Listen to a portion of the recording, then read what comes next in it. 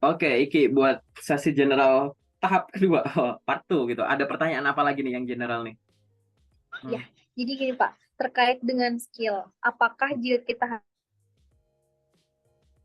memahami skill dasar yang dicantumkan oleh kualifikasi perusahaan yang sedang hiring, misalnya untuk analis mikrobiologi, gitu. Hmm, hmm, Nah, saya ini kan background saya adalah seorang lulusan baru biologi yang memang hmm, fokusnya di bidang mikrobiologi. hmm. Tapi memang tidak semua yang terkait dengan mikrobiologi itu saya memahami gitu.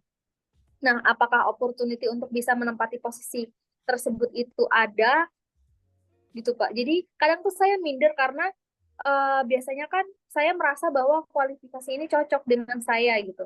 Hmm. Tapi kalau misalnya dilihat dari kualifikasi harus memahami ini dengan pengalaman kerja minimal 2 tahun. Sedangkan saya juga kan seorang fresh graduate yang tujuannya kerja itu untuk mencari pengalaman gitu Pak. Dan belum memiliki pengalaman kerja kecuali pengalaman magang. Jadi apa yang harus saya lakukan gitu Pak? Oke, jadi ini sebenarnya mirip sama pertanyaanmu yang sebelumnya terkait dengan lokasi ya di part 1 gitu ya. Bahwa, ini aku kasih tahu ya, kualifikasi yang ada di poster locker itu bisa jadi 3. Ada yang namanya kualifikasi yang dia tuh spesialis, strict gitu. Strict, aku anggap aja strict ya, ketat. Ada kualifikasi yang longgar, ada kualifikasi yang di tengahnya, setengah longgar gitu. Kualifikasi ketat itu misalkan dari sisi pendidikan tulisannya minimum S1 teknik industri gitu. Ya udah, itu kamu mau D3 teknik industri ya kita nggak nyari. D1 teknik industri kita nggak nyari. S1 tapi teknik mesin, teknik lingkungan, teknik nuklir, teknik fisika yang kita nggak nyari. Udah jelas-jelas di situ. Kualifikasi gitu. S1 teknik industri, udah dia bener strict gitu loh, ketat gitu. Nanti ada yang dia tuh longgar. Misalkan S1 semua jurusan.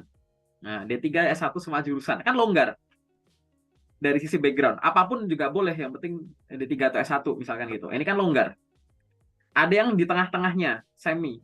Jadi tulisannya misalkan gini, kualifikasi minimum D3 atau S1, teknik mesin, koma, teknik elektro, koma, teknik ini atau jurusan lain yang setara misalkan gitu. Pernah lihat ya, ada kualifikasi yang pakai koma, koma, koma, koma gitu. Itu contoh kayak gitu. Ini contoh-contoh aja gitu. Atau dari sisi pengalaman kerja, ada yang benar-benar dia strict gitu. Pengalaman minimum 5 tahun di posisi yang sama sebagai sales manager. Ya udah, kamu baru setahun jadi sales manager juga nggak bisa. Kamu baru udah 3 tahun jadi sales professor juga nggak bisa gitu. Dalam tanda kutip nggak bisa tuh ya bukannya nggak boleh ya, tapi kayak bukan kualifikasinya gitu, ya kan? Strict gitu. Ada yang dari pengalaman tulisannya misalkan first graduate dipersilahkan melamar gitu, atau fresh graduate gitu. Jadi di sini longgar. Atau yang di tengah-tengahnya, di tengah-tengah tuh misalnya gini, pengalaman minimum 1 tahun, koma, fresh graduate dipersilahkan melamar gitu. Jadi kadang tuh ada poster locker yang tulisannya langsung fresh graduate welcome to apply, ada yang tulisannya minimum berapa, tapi fresh graduate juga boleh nyoba kayak gitu. Nah, pada saat kamu lihat poster locker, lihat dulu locker yang kamu lihat itu yang mana. Yang dia butuh spesialis gini, yang bener-bener strict, atau yang longgar, atau yang di tengah-tengah.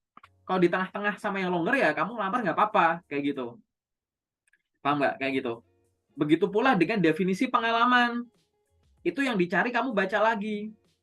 Pengalaman ada kualifikasi yang tulisannya pengalaman kerja sebagai ini minimum sekian tahun. Berarti yang dicari adalah orang yang sudah punya pengalaman kerja.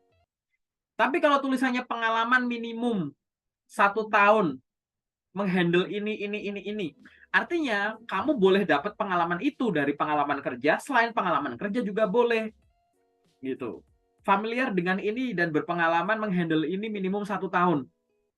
Barangkali kamu dapat itu bukan dari pengalaman kerja, dari magangmu, dari bisnis pribadimu, dari praktikum di lab gitu. Jadi dibaca ulang di situ. Oke, ini dipastikan dulu lokernya yang mana nih, longgar, strict atau yang di tengah-tengah nih, kayak gitu. Ini dilihat dari sisi tadi ya, kepekaan kita, detailnya kita terhadap kualifikasi yang dibutuhkan gitu. Jadi beda, pengalaman minimum sekian tahun sama pengalaman kerja minimum sekian tahun beda loh itu. Gitu. Banyak di luar sana banyak banget yang komplain gitu. Fresh graduate kan nyari pengalaman, tapi kalau yang diminta yang pengalaman, mana posternya? Sering aku tanya gitu. Begitu ditunjukkan tulisannya, pengalaman minimum 1 tahun menghandle sosial media, TikTok, ini. Padahal setelah aku lihat TikToknya bagus, IG-nya bagus loh. Pengalaman minimum 1 tahun kan dia nggak minta pengalaman kerja, yang penting kamu punya pengalaman. Kenapa kamu definisikan pengalaman selalu pengalaman kerja gitu? Beda nanti kalau bahasanya memiliki pengalaman kerja minimum 1 tahun gitu. Maka di detail, jangan buru-buru emosi dengan lo. Kita kan lagi nyari pengalaman padahal gini, dibaca lagi gitu, ketelitian di situ dulu, dicek dulu gitu. Itu yang pertama ya. Poin yang nomor 2 adalah evaluasi diri, dalam arti gini, kamu kan nggak tiap hari ngelamar kerja, sorry, kamu kan tiap hari nggak cuma ngelamar kerja, sorry, gitu ya. Pastikan kamu juga ada waktu lain kan. Nah, setiap hari kamu harus sibuk, sambil kamu sibuk ngelamar kerja, kamu sibuk pengembangan diri gitu. Sambil kamu sibuk ngelamar kerja sono sini, kan makin banyak poster loker yang kamu lihat. Nanti kan kamu dengan ngeliat poster loker kan, oh ini ada profesi yang aku pengen. Tapi di sini butuh kualifikasi semacam ini gitu. Atau kamu misalkan coba ya iseng, tulis 10 profesi yang kamu pengen lamar gitu.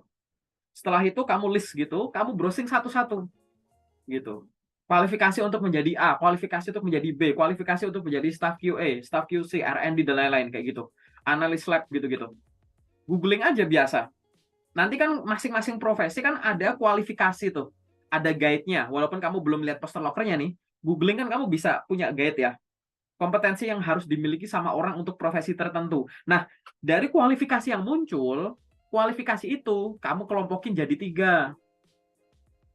Mana kemampuan yang dibutuhkan, tapi kamu sudah bisa dan terbiasa dan udah mahir.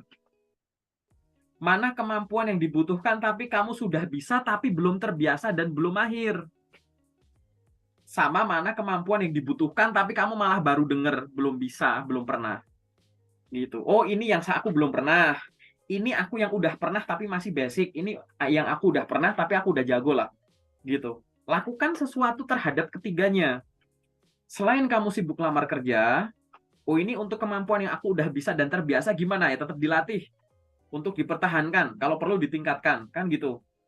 Ini aku udah familiar nih pakai Excel, tapi aku masih basic nih, belum terlatih. Ya luangin waktu untuk belajar biar kamu terbiasa. Kayak gitu. Sama ada kemampuan nih, wah harus bisa ini, tapi aku malah baru dengar apa ya istilah itu ya. Nah, itu kamu pelajari gitu. Jangka panjangnya tuh gitu. Sehingga di awal walaupun kamu tadi ya nyari loker-loker untuk level-level junior kayak gitu, memang kualifikasi itu nggak ada yang kayak 100% klop gitu loh, paham nggak? Gitu. Nanti kamu pasti akan ada kayak 80% cocok, 90% cocok kayak gitu. Nah, itu kalau kalau yang kecocokannya nggak 100% gitu boleh dicoba nggak? Boleh coba aja. Karena banyak kualifikasi yang sebenarnya nggak ditulis di poster itu kok. Barangkali kamu punya penggantinya gitu loh. Kamu punya kemampuan yang tidak ditulis di kualifikasi tersebut, tapi perusahaan itu butuh kualifikasi itu. Dipersilahkan gitu. Paham ya? Kayak gitu. Jadi itu untuk jangka pendek sama jangka panjangnya. Nanti dicek ulang lagi. Gitu. Oke? Mungkin ada pertanyaan selanjutnya boleh. Sambil minum dulu juga boleh kalau kamu batuk. Kamu yang batuk, aku yang minum malahan. Ya, gimana? Iya, Pak. Jadi, kalau misalnya hearing locker itu menggunakan bahasa Inggris, apakah saya harus apply menggunakan bahasa Inggris juga, atau diperbolehkan menggunakan bahasa Indonesia? Oke, aku jawab dulu ya. Pada saat kita melihat atau mempertimbangkan suatu lowongan pekerjaan itu kita follow up pakai bahasa apa, sebenarnya ada 4 hal. Ini sama ya di channel YouTube-ku bagian FAQ seputar karir. Kalian cari channel YouTube-ku playlist yang judulnya FAQ seputar karir. Hal-hal semacam ini udah aku bahas gitu. Nanti kamu ditonton ulang satu-satu biar lebih detailnya. Ada 4 hal yang bisa kamu pertimbangkan pada saat penentuan penggunaan bahasa. Urutan pertama adalah ini yang tertinggi ya, gunakan bahasa apapun yang disuruh apabila memang dalam poster loker tersebut langsung nyuruh. Jadi nanti kamu akan menemukan, kadang akan menemukan ada poster loker di mana di bawah tuh ada tulisannya misal gini, silahkan kirimkan CV berbahasa Inggris ke, gitu. Silahkan kirimkan CV berbahasa Mandarin ke, gitu. Itu kan udah langsung disebut tuh di poster lokernya. Maka langsung ikuti aja, disuruh pakai bahasa apa, gitu. Ya kan? Itu urutan nomor 1. Kalau gimana? Kalau nggak ada poster loker yang nyuruh kayak gitu. Kalau urutan 1 ini nggak ada, kita ke pertimbangan nomor 2, yaitu cari kesempatan promosi kemampuan diri, promosi kemampuan bahasa. Kalau ada, maka gunakan bahasa itu untuk dipamerkan. Contoh, kamu ngelamar kerja sebagai seorang resepsionis. Di situ poster lokernya pakai bahasa Indonesia. Kualifikasinya perempuan, pendidikan minimum ini. Terus di situ ada tulisan mampu berbahasa Inggris minimum pasif. Nah, kamu mulai mikir tuh, poster lokernya pakai bahasa Indonesia, kualifikasinya membutuhkan orang yang bisa bahasa Inggris pasif. Nah, bahasa Inggrisku aktif kok. Nah, saranku kenapa kamu nggak langsung kirim aja pakai CV bahasa Inggris untuk pamer bahwa bahasa Inggrisku tuh bagus, nggak cuma pasif gitu loh. Jadi cari momen pamer kayak gitu. Atau kamu riset ternyata perusahaan ini perusahaan yang ada di banyak negara, perusahaan multinasional gitu. Atau posisimu ternyata berkaitan dengan admin ekspor impor ya mungkin bos-bosmu banyak bos-bos internasional atau gimana. Itu kan momenmu pamer. Lakukan aja kayak gitu. Itu nomor 2. Kalau kamu nggak yang disuruh nggak ada, momen pamer nggak ada, kita gunakan pertimbangan nomor 3, yaitu gunakan bahasa yang setara. Jadi kalau ada loker bahasa Indonesia, kirimkan lamarannya bahasa Indonesia. Loker bahasa Inggris, kirimkan bahasa Inggris. Kayak gitu. Gunakan yang setara. Tapi, kalaupun nomor 3 ini juga masih kesusahan, poster lokernya pakai bahasa Inggris. Aku pakai bahasa Inggris juga nggak bisa. Maka gunakan nomor 4. Gunakanlah bahasa yang kamu bisa dan terbiasa aja. Gitu. Oke, itu urutan pertimbangannya tuh. Cari yang disuruh secara langsung kalau ada, kalau nggak ada cari kemungkinan pamer atau menunjukkan kemampuan bahasamu. Kalau nggak ada gunakan bahasa yang setara. Kalau nggak bisa ya udah gunakan bahasa yang kamu bisa dan terbiasa kayak gitu. Sehingga nanti kalau di luar sana ada teman-teman yang secara nggak sengaja atau secara sengaja kamu tanyai itu dan jawab udah pakai bahasa yang kamu bisa aja. Artinya kamu diarahin ke poin nomor 4. Paham? Gitu. Menggunakan bahasa yang sama, artinya diarahin ke nomor 3 gitu. Kenapa keempat hal ini aku pertimbangkan kayak begitu? Karena maksudku gini, aku akan menyarankan jangan buru-buru ke nomor 4 kalau nomor-nomor atasnya tuh bisa diupayakan gitu loh. Gitu kan. Kan namanya ngelamar kerja kan kamu bukan kandidat tunggal. Ini kan momen kamu harus pamer karena kamu sadar kamu bukan pelamar tunggal, kamu harus jadi kelihatan lebih menarik dari pelamar yang lain kayak gitu. Nah, itu yang harus kamu lakukan gitu. Oke. Paling sementara itu dulu. Apalagi mungkin ada pertanyaan lain silahkan. Sifatnya general. Gini, kalau misalnya ada seorang HR yang mengunjungi profil saya di LinkedIn, Oh, apakah sopan jika saya apakah sopan jika saya mengirimkan pesan kepada HR tersebut untuk menanyakan posisi mungkin atau peluang kerja yang bisa saya apply gitu, Pak? semua HR yang ada di LinkedIn, bahkan semua manusia yang ada di LinkedIn, sampai detik ini di Indonesia tuh ada 23-an juta akun LinkedIn, kalau nggak salah. Aku kemarin lihat di bulan lalu. Semua orang itu boleh kamu kirimi pesan apapun secara profesional. Jadi kalau kita fokusin ke pertanyaanmu, HRD, jawabanku sama aja. Mau HRD yang ngunjungin akunmu kek, HRD yang nggak ngunjungin akunmu kek, kamu boleh nge-DM HRD siapapun walaupun nggak kenal. Maka saranku adalah silahkan di DM dengan bahasa yang profesional. Yang kedua, silahkan diajak komunikasi dengan tujuan yang jelas. Perkenalan diri, sampaikan maksud. Maksudmu apa? Mencari kemungkinan kesempatan kerja gitu. DM, connect aja ke mereka dulu, connect. Begitu di confirm misalkan, tinggalkan pesan. Atau connect sambil kirimkan pesan gitu. Selamat siang Bu Iki, perkenalkan nama saya ini. Terima kasih sudah menerima permohonan koneksi saya di LinkedIn ini. Salam kenal ya Bu. Saya merupakan mohon informasinya Bu, saya adalah seorang lulusan jurusan ini yang sedang mencari kesempatan bekerja untuk menjadi ini. Yang saya ketahui Ibu sekarang sedang bekerja di perusahaan ini ya Bu. Yang saya tahu juga perusahaan, apakah, langsung tanya aja nggak apa-apa. Apakah atau di mana saya dapat memperoleh update informasi terkini terkait lowongan pekerjaan yang sedang tersedia di perusahaan Ibu gitu. Gitu. Atas jawaban yang diberikan saya ucapkan terima kasih, sehat selalu ya Bu. Ngobrol sama kayak orang gitu nggak apa-apa. Intinya perkenalan diri dulu dan sampaikan maksud gitu. Harus dibiasakan. Kalau enggak, wah nanti kacau. Banyak loh orang-orang yang mau masuk ke grup lokerku. Ini bukan nyari kerja, mau masuk grup lokerku nih. Karena kan aku sering komen-komen gitu ya. Ayo siapa yang mau masuk grup lokerku gitu. Ya aku tahu di akun LinkedIn-nya ada namanya. Tiba-tiba nge-DM aku tuh, Pak ada loker. Pak saya mau masuk grup loker ya. Terus aku jawab, halo bro, ini siapa? Gini-gini. Sorry lama nggak ngobrol. Apa kita sebelumnya udah kenal? Oh belum. Oh maaf, kirain teman lama. Kok nggak memperkenalkan diri dulu? Aku gituin, aku sindir aja udah. Kayak gitu. Iya. Banyak yang kayak gitu. Ke WA pun juga banyak, banyak banget gitu. Tiba-tiba nge-DM. Misi Pak ada locker gitu.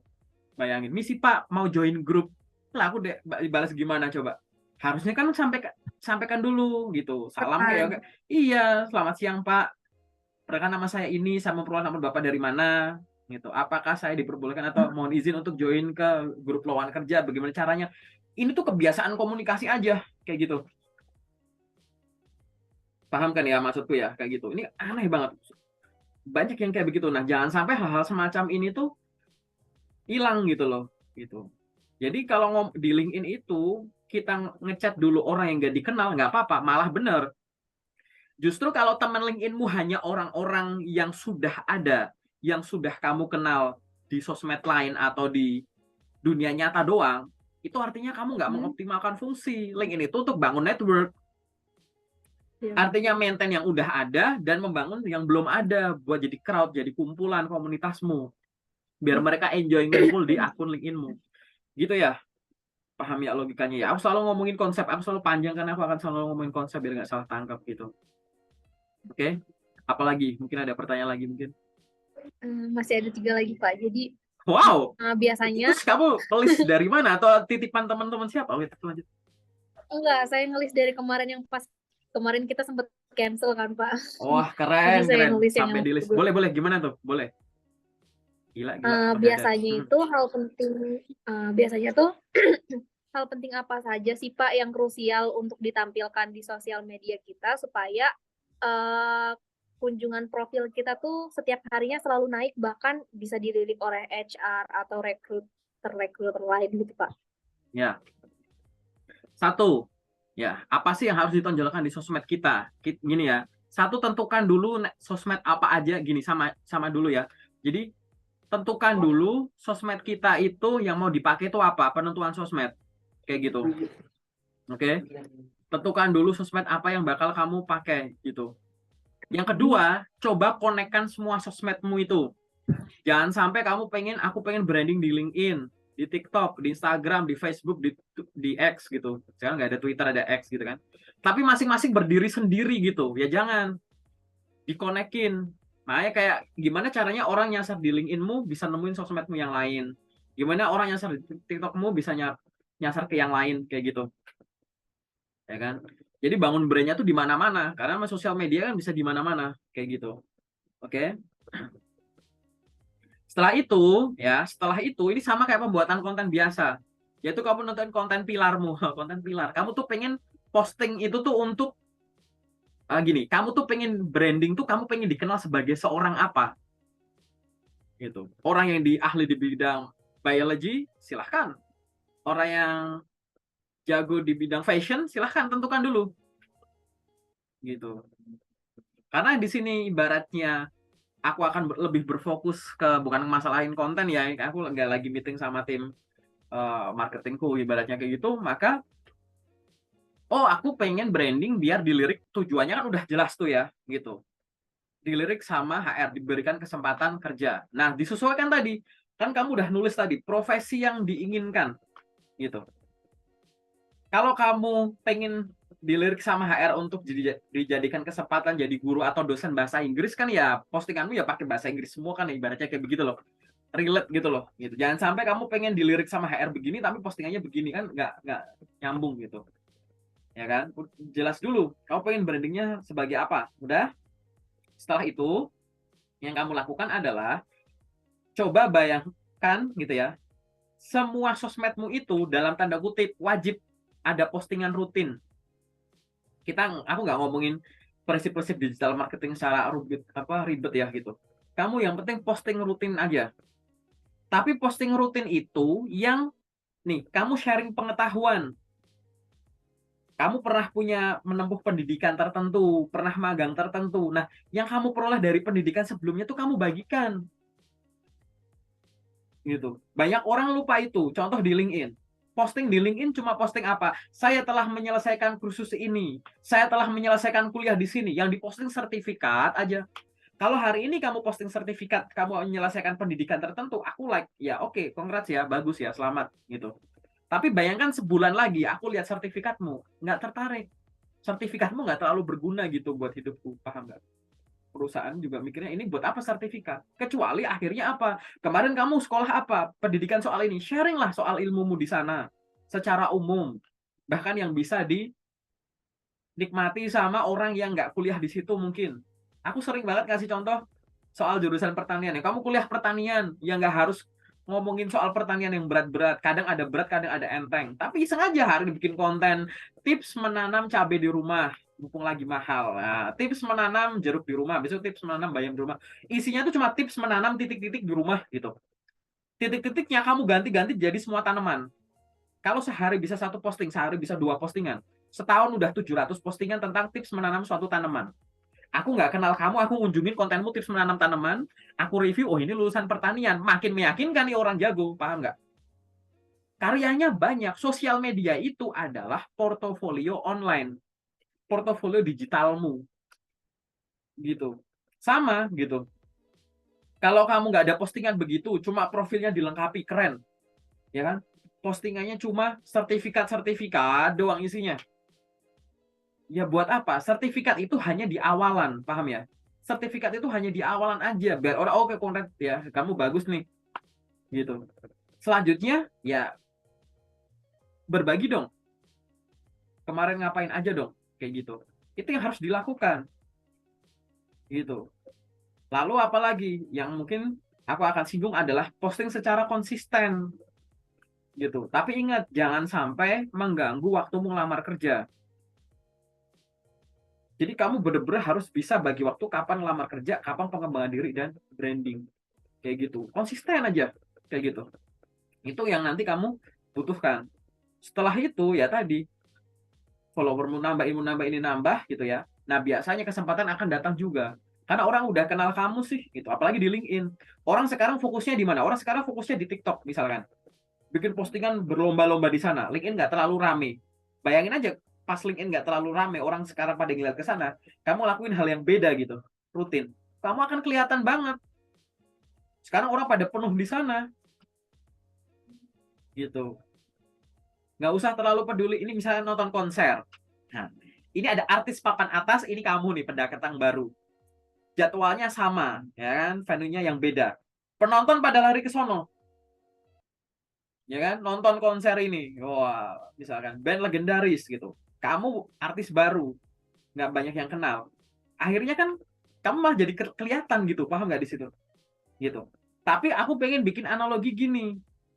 Kalau ini kamu butuhnya itu memang banyak penonton konser misalkan. Tapi sebenarnya kalau di sosmed, sosmed yang dalam tanda kutip ya, berkaitan untuk mensupport kamu dapetin kerja, kamu tuh nggak butuh viewernya banyak. Kamu tuh nggak butuh like-nya banyak, komennya banyak. Paham nggak? Kamu diniatinya tuh bikin postingan rutin, bukan untuk itu. Bukan biar viewernya, like-nya, komennya banyak. Percuma yang nge-like dan komen banyak, tapi tidak mendatangkan kesempatan kerja gitu loh. Paham nggak? Gunanya kamu posting rutin itu biar sistemnya ini jalan, algoritmanya jalan, secara natural juga jalan gitu kan. Kamu akhirnya ditemukan sama orang yang tepat. Kamu hanya butuh satu orang yang tepat yang memberikan kamu kesempatan kerja. Kan itu. Nah, orangnya itu yang mana kita nggak tahu, tapi yakin pasti ada di LinkedIn misalkan gitu. Ya udah, lakukan itu semua. Yang penting postinganku tuh nyasar aja dilihat sama dia. Akhirnya tadi, ketarik, review, ngintip, gitu. Jangan bangga kamu bikin postingan rutin tapi reshare atau repost kontennya orang. Kalau kamu bikin postingan rutin nggak otentik, memang yang like banyak, yang komen banyak, itu bukan karyamu. Yang keren bukan kamu, orang itu.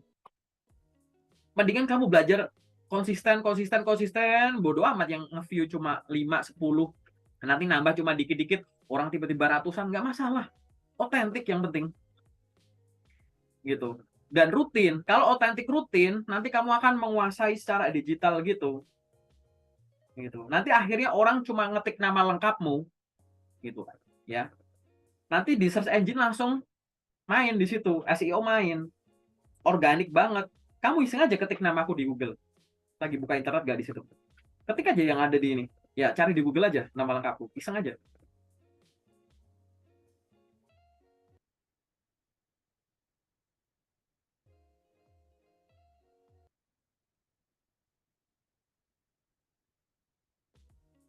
Dah, muncul. Di scroll. Ada.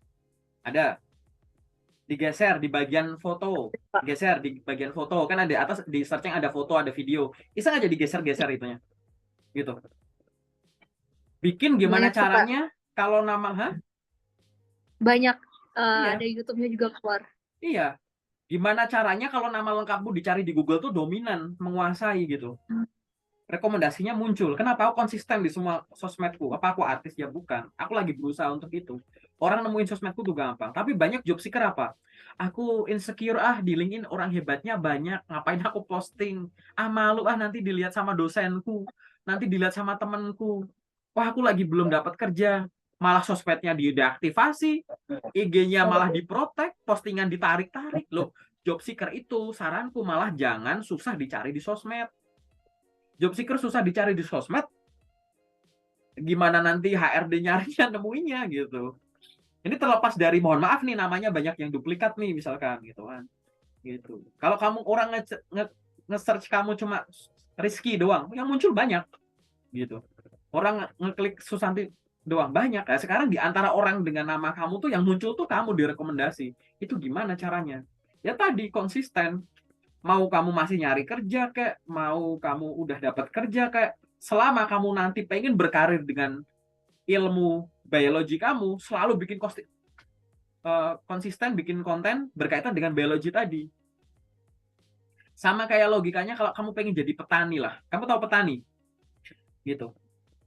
Bisa nggak kalau Iki sekarang aku kasih cangkul, aku kasih kerbau, aku suruh datang ke sawah, bajak-bajak sawah seharian, terus pulang, besok nggak usah ke sana lagi, tapi Iki terkenal jadi petani. Bisa nggak?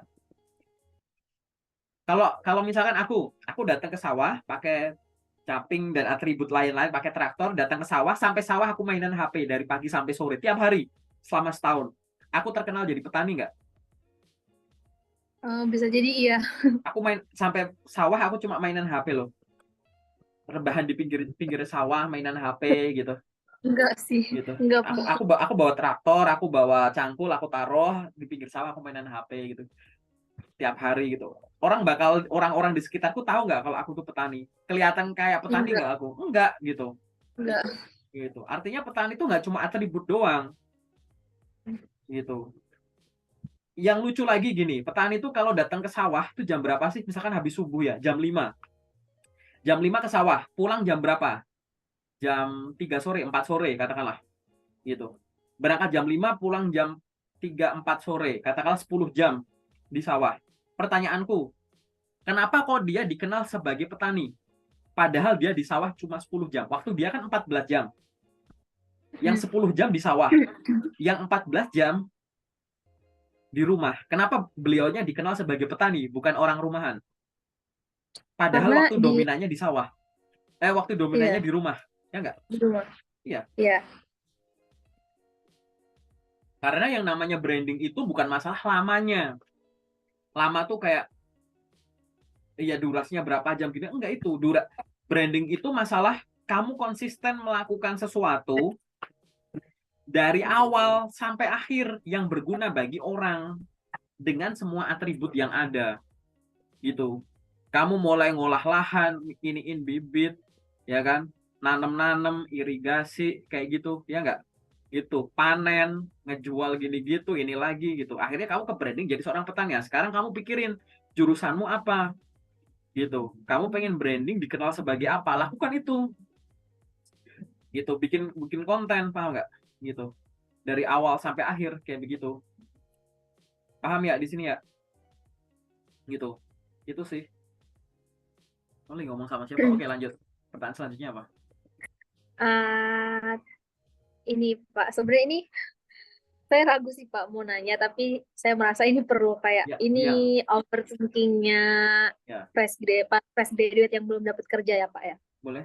Apakah ketika kita sudah menjadi kandidat resmi untuk mengisi suatu posisi yang dibutuhkan oleh perusahaan, itu kita akan dibimbing terlebih dahulu atau kita langsung diterjunkan pada posisi itu gitu Pak. Karena kan kadang kita merasa bahwa kita sudah memenuhi kualifikasi, tapi pasti ada lah rasa ketakutan gimana ya nanti kalau udah kerja, apakah akan dibimbing dulu atau langsung dikasih kerjaan, itu sih Pak. Karena Ya. sejauh ini saya dengan teman-teman itu overthinking, aduh gimana ya nanti kalau udah kerja kita tuh bakal dibimbing dulu nggak sih? Kalau kita nggak bisa, kalau kita nanya-nanya terus, itu bakal dikatain nggak sih gitu.